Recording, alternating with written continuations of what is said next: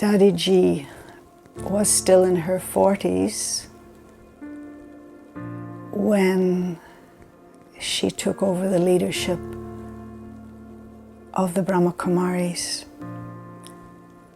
She didn't campaign to be elected, but for the previous 32 years, by her obedience and her surrender to God and to truth,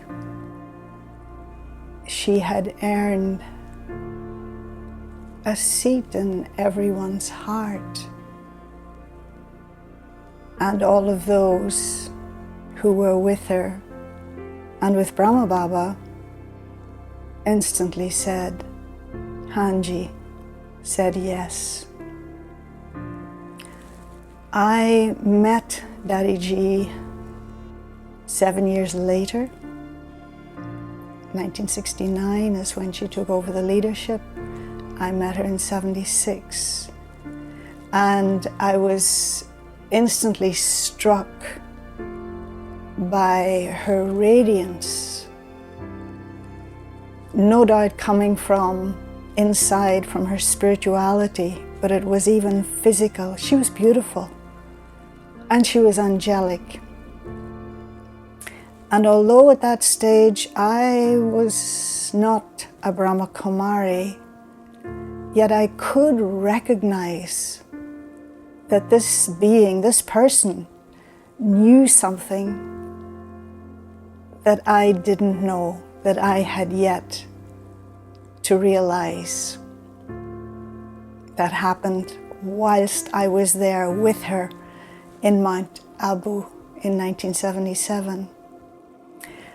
I was there also in 1983, and just before which the first major building project of the Brahma Kumaris took place opposite Pandav Bhavan, when they blasted away part of the mountain in order to create a huge hall that, well, it was huge at that time, that would seat 3,000 people.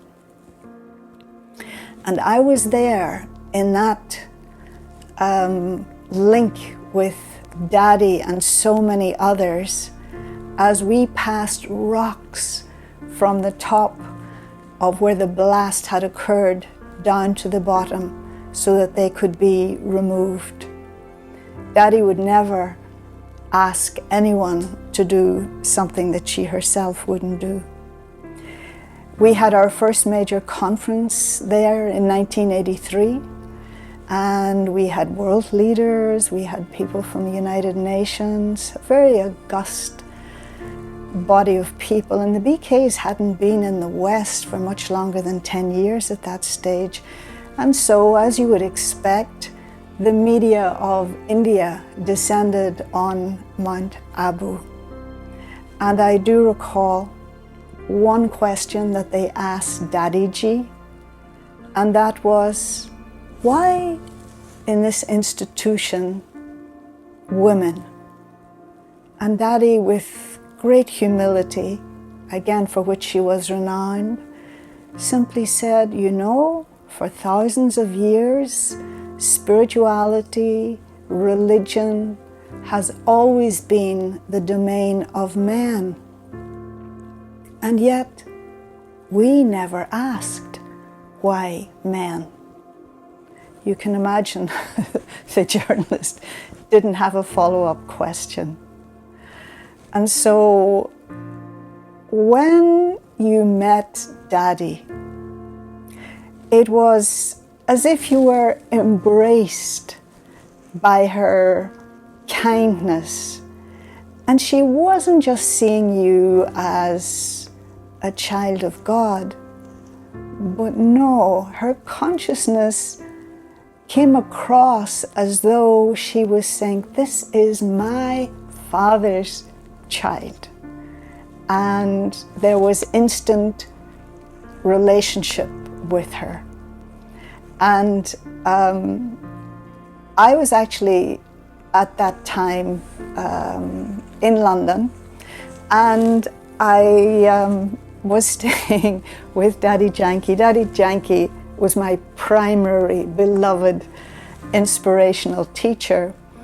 But every now and again, when I was perhaps not conforming in the small things like regulation, dress code or something like that, Daddy Janky would pull my ears. And it often felt like as if, you know, she was the mother and that, you know, you had to be a certain way to reflect who your mother was.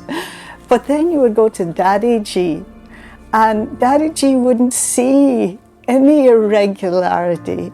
Daddy, with great love and kindness, would just embrace you.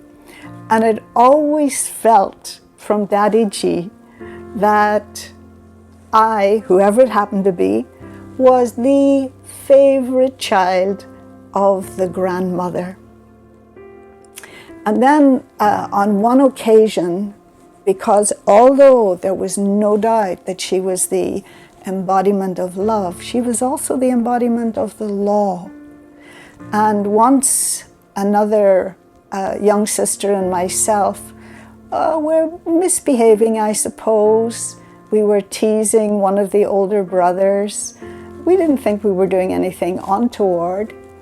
But Daddy, who had been in meditation, stood up and she cautioned us in no uncertain terms that what we were doing was disrespectful.